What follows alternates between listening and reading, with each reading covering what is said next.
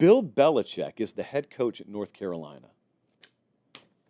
I feel a lot of things about this. I feel excitement because, for obvious reasons, one of the most prolific head coaches in the history of American sports has come to our block, has come to college football.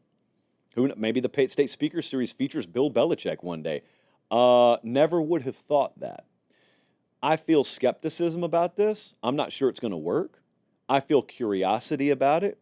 I have tons of questions about it, but I am very much excited. Don't take my skepticism for meaning I hope it doesn't work. Oh, I hope it works. I absolutely hope it works. But I will be honest with you. I have skepticism.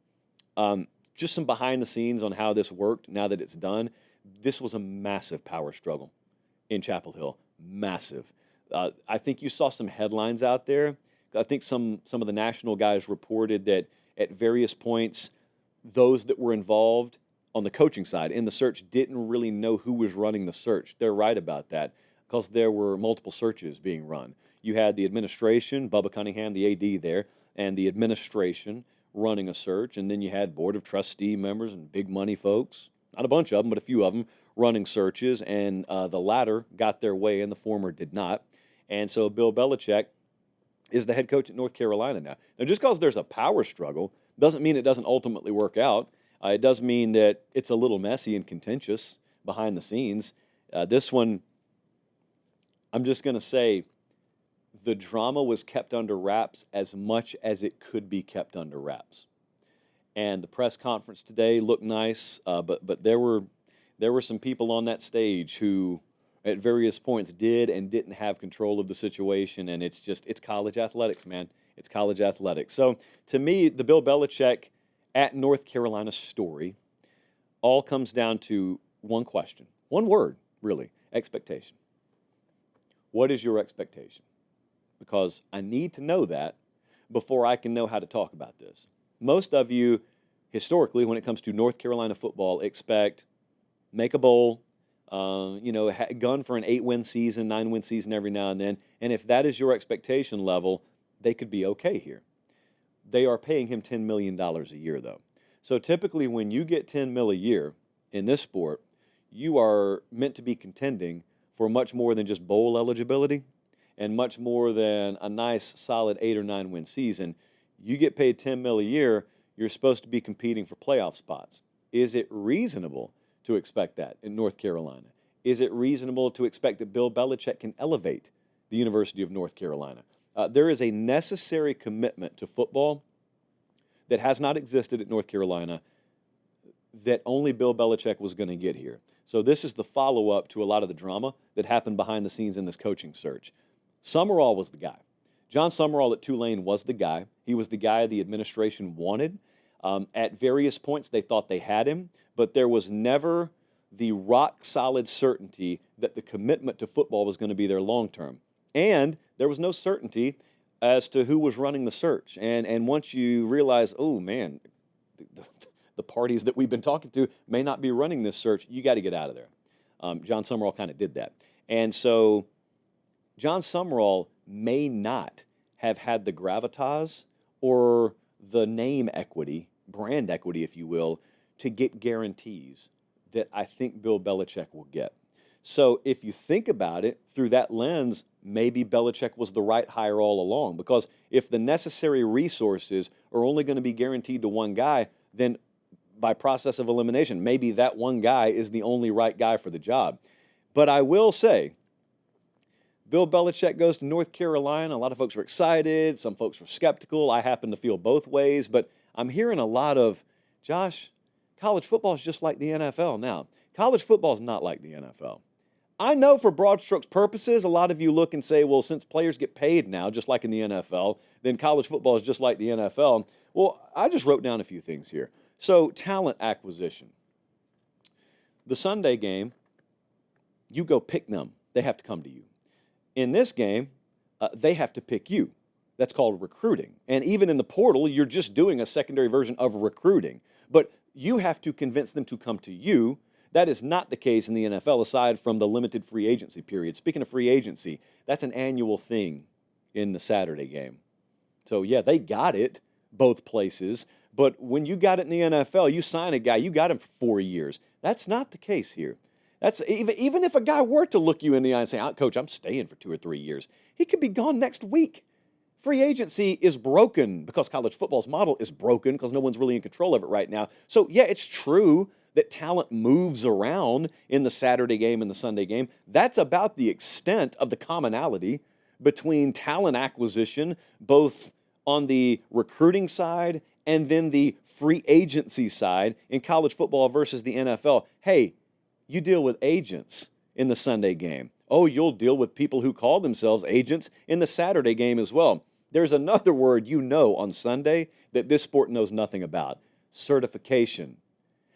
Tell that, request that from a guy who comes to you claiming to represent a middle linebacker from Selma, Alabama. Ask him, hey, what's your certification? They'll certify what? They'll laugh at you. Certification. I'm an agent. Jesse's an agent. Colin's an agent. Well, that's the entirety of the process that it takes to be an agent in college football right now. You call yourself one, voila, you're an agent.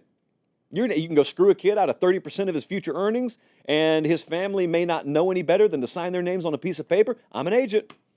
You're dealing with these people. You think you've dealt with agents. You think dealing with the Drew Rosenhauses of the world, that's a trip. No, that guy's certified, and he works on a calibrated scale that everyone has to abide by, and if you run afoul of it, if you run afoul of league bylaws, then you're out. That does not exist in this game. So no, yet again, it is not like the Sunday game. And also, on the NFL side of things, you go acquire talent, you draft it from college, and it's played 1, 2, 3, 4 years of high school ball, and it's played 5, 6, 7, maybe 8, maybe 9 years if you count high school and college. And you're dealing, in many cases, with pretty developed guys that in the first year of their career are so accomplished that they can play at the NFL level. So it's not so much a developmental league on Sunday. Saturday game's developmental. And that's not me sitting here saying, oh, Bill Belichick doesn't know how to develop a player. Well, sure he does. That is what this sport is about, though. You've got to develop. You are dealing with very, very raw products. And I'll tell you something else that I'm just curious about. This is not where I'm going to sit here and question Bill Belichick, but I am very curious because a lot of you who follow the draft and follow the NFL a lot more closely than I do, you would probably tell me that when Bill Belichick was given full control, when he was running all parts of that operation in New England, his drafts were bad, and his evals were bad, and his player selections were bad. And, I'm not an expert on that. But I will say, for the sake of argument, if you're right about that, you know how much relatively tougher it is to evaluate and project a junior in high school than a junior in college? You're dealing with a guy who you're having to project another 40 or 50 or 60 pounds on. In some cases, you're having to project a guy who comes from Thibodaux, Louisiana, who's eaten cornflakes 3 meals a day his whole life. He's never even been in an advanced strength and conditioning and weight program. He is so raw, he's a chunk of clay. And I know you want to fancy yourself as having molded chunks of clay from the college level. When a guy's played 3 or 4 years at Michigan, it is a whole lot different than a kid who's played 3 or 4 years of high school football in Altoona, Pennsylvania. And the reason I bring that up is that eval is a lot different. And that projection piece is a lot different than it is drafting guys from college to the NFL. So if you guys are right about that, I just wonder how that fits here at the college level. Also, what's the entire model? The entire college football model as a head coach. You go talk to any head coach right now, they will tell you a vast chunk of their time is spent on anything other than football. To an extent, that's always been the case. It's never been more the case than it is right now. Fundraising is really the name of the game for most coaches right now. Maybe that changes with revenue sharing. Maybe it doesn't go away. But if that's not you, and I do not think that's Bill Belichick, Bill Belichick's perceived strengths are X's and O's, football acumen. I remember Shane Beamer telling me when we were over in Columbia in spring, I mean, he's basically tying his bow tie to go to a fundraising dinner. He said, dude, the last thing I get to touch in a lot of my days is football.